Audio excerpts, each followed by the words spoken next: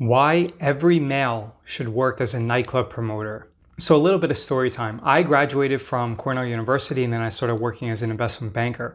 I had offers from Morgan Stanley, but then I left Cornell after 3.5 years because I had completed all my coursework. And then CIBC World Markets made me an offer. They gave me a pretty large signing bonus. So then I started working in their industrial growth and services group, which at the time was led by Mark Henkels, who I believe is now currently working at Moelis. So I thought that at 21 years old, making around $150,000 a year, living in Manhattan, that girls would be very attracted to me. I was completely wrong. Even though I was making a lot of money, I didn't have a lot of time to invest. And also I would have to frequently cancel the dates that I would make because work was always a #1 priority. So if I told a girl that I would go out on a Friday or Saturday night, it was always contingent upon how much work I had to get done. And there was only about a 50-50 chance that I would actually be able to make the date and not have to cancel. I worked in industrial growth and services for about a year. Then I requested a transfer with HR. Initially, they didn't want to grant the transfer, but then I told them I was going to quit unless they allowed me to switch groups. So finally, they placed me in the financial restructuring group, which at that time was led by Joe Radecki. The crazy thing about this group was that I was getting paid the same amount as I was in industrial growth and services, but I wasn't doing any work. I would literally get into the office at 9 and leave at 5. But even during that 8-hour window, I really wasn't doing much. Maybe I was doing about an hour's worth of work. And because in my previous group, I had to be so incredibly efficient at getting my work done, I was able to complete all of the work in the new group very quickly. This left about 7 hours of downtime. I was kind of bored. I didn't know what to do and I felt like I was wasting time. And because I was a very big workaholic, I felt that I needed to be productive. My friend who I met at Cornell, he was a little bit older than me. His name is Chris Riccioni. He recommended that I promote nightclubs.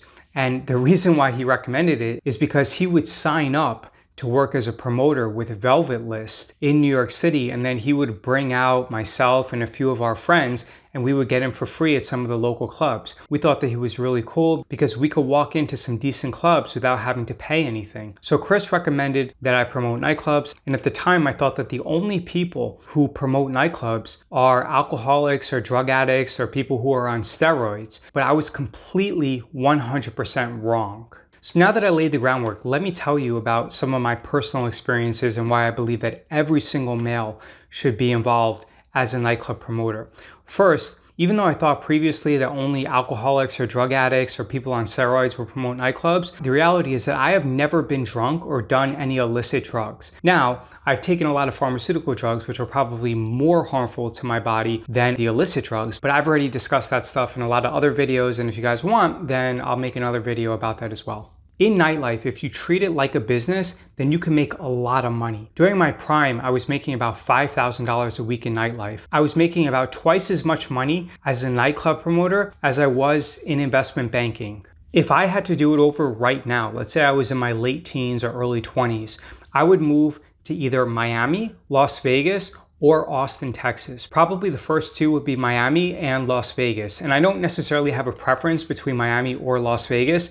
Both of them are pretty equal regarding what's the best opportunity. Miami, Las Vegas, and Austin are the new Los Angeles, San Francisco, and New York City. Los Angeles, San Francisco, and New York City are no longer highly desirable, so I would definitely recommend either Miami, Las Vegas, or Austin, Texas. Now, let's get into some of the many benefits of nightlife and why I believe almost every young male should become a nightclub promoter. The first is that you have incredible access to anyone. I've met tons of celebrities and famous people, including Kim Kardashian, Amy Reed the porn star, Leonardo DiCaprio, tons of famous athletes like Jason Kidd and many others. Every single year, I would meet around 30 to 50,000 people. What I would do is I would just walk up to attractive girls, I would give them my business card and I would tell them, hey, I'm a promoter, I think you're cute, can I have your email? I'd like you to come out to my parties. Then I would give them my business card to establish credibility, and then I would write their email address on the back of an unused card. The next day, I would enter them into my email database. When you meet so many people, you have zero approach anxiety. So it doesn't matter whether the person accepts you or rejects you or gives you their email or their phone number or not. The reality is that you do it so often that you become completely desensitized to the outcome. And I think that this is a big benefit because you become very bold. It allows you to approach strangers without having any type of social anxiety. You can strike up a conversation with anyone. And this is very valuable in our society. Additionally, you have a keen understanding of social dynamics and you realize how important social status is.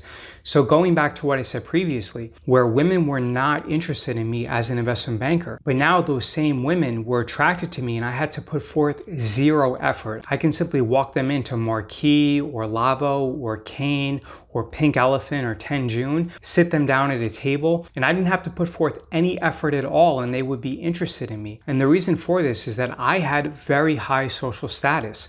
I'm walking into the most exclusive clubs. I don't have to wait online. We get free drinks and free bottles. And this is very attractive to females. So perhaps more important than actually making money is how other people treat you. So if other people treat you with respect and you have high social status, then you're instantly found very attractive to the opposite sex. So these are two advantages. Well, I guess three. The first advantage is that you can make an insane amount of money. The second advantage is that you have no social anxiety and you become desensitized to approaching and striking up a conversation with random people. The third is that you have high social status, you understand social dynamics, and you become insanely attractive to members of the opposite sex. The next is that you become very confident with women, with celebrities, with very successful people who are worth millions of dollars. You're just having a conversation with them and you realize that they're just normal, everyday people who have problems just like you.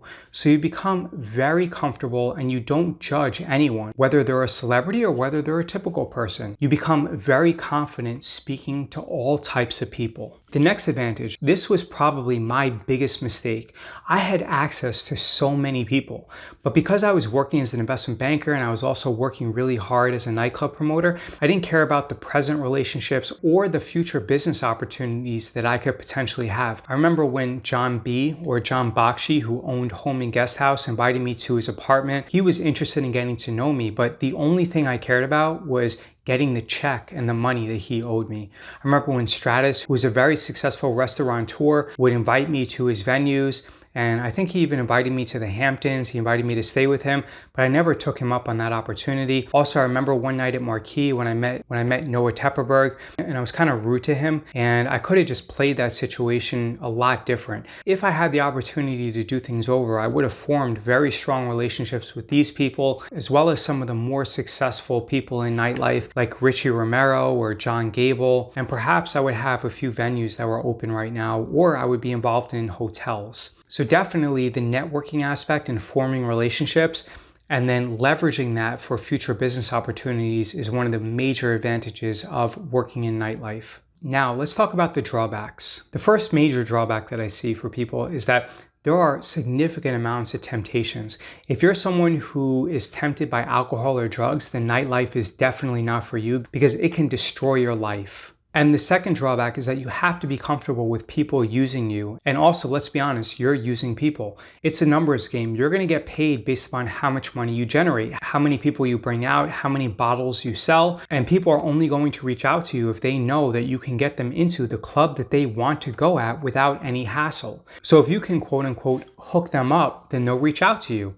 And you have to be comfortable with people using you and really not caring about you, but instead they only care about what you can do for them. But in many respects, that's life. That's how a lot of people are. The third drawback, which goes hand in hand with the second, is that you're going to meet a lot of fake friends. People who are going to pretend to be your friend, but in reality, they might actually be secretly jealous of you and they might be trying to hurt you or sabotage your success. So this is something that is really important. You have to make sure that you're a good judge of character and you only allow certain people within your inner circle.